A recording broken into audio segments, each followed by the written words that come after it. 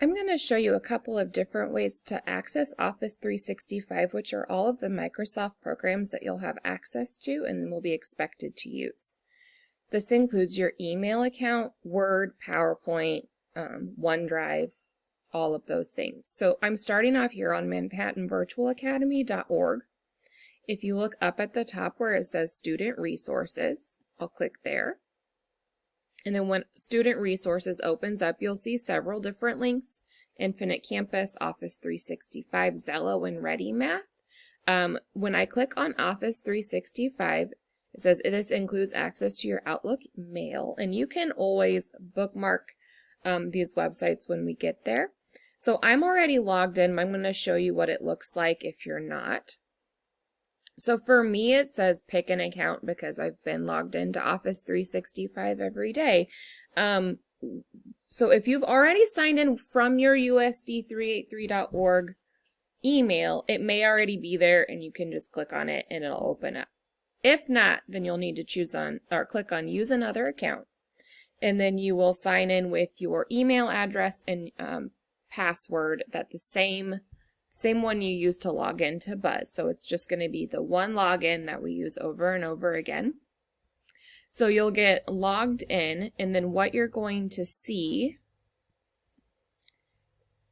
is a screen similar to this. Now, if you don't see this, you can go up to the top left corner where it looks like a little waffle, and you can click on that, and it's going to open up all of the different apps that you have available to you. So Outlook is your email. So I'm going to go ahead and click here, so because it gives us a good look at all of the apps across the top, and you'll notice if I hover, it actually tells you what the app is about. So it says Teams, you meet, share, and chat. We don't really use Teams, but it is available to you.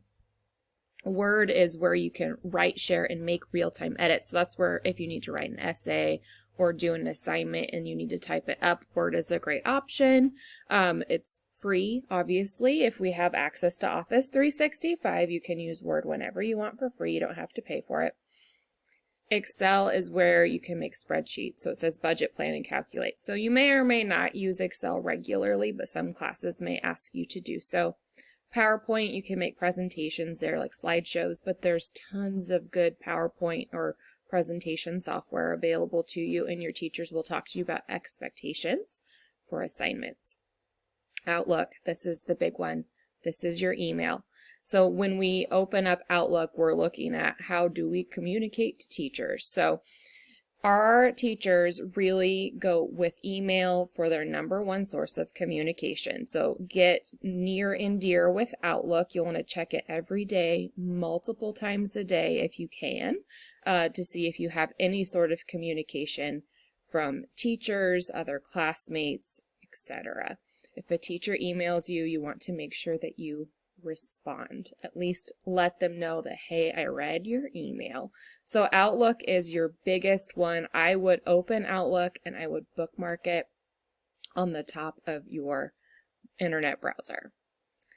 OneDrive is where we safely store files, photos, and more. So OneDrive will save all of your working documents. So if you're working on a Word document, you don't have to save it to your computer. You can save it to OneDrive. And what that does is it doesn't take up space on your computer, which is super nice.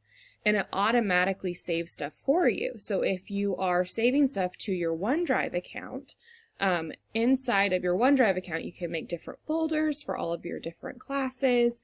But let's say I'm working on an essay for my English class.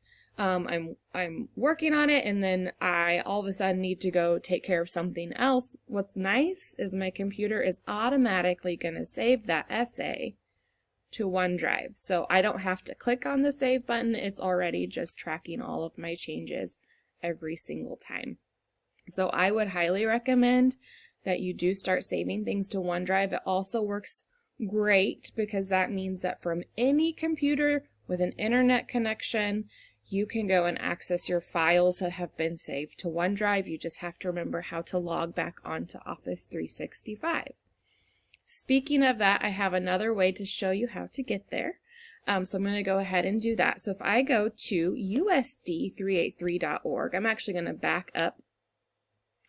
So this is our district website, and if you click up at the top where it says students, it's also going to give you this big list of resources.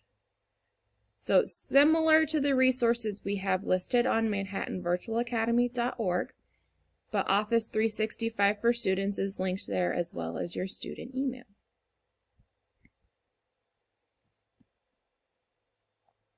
Teachers may or may not use OneNote with you. I personally do, but I am not going to go into that in this video. Instead, what I'm going to do is find you guys links that are to videos that have already been made about the Microsoft program so you can get a more detailed look. Like I said, you should bookmark at least Outlook. You can always download these apps to your computer as well.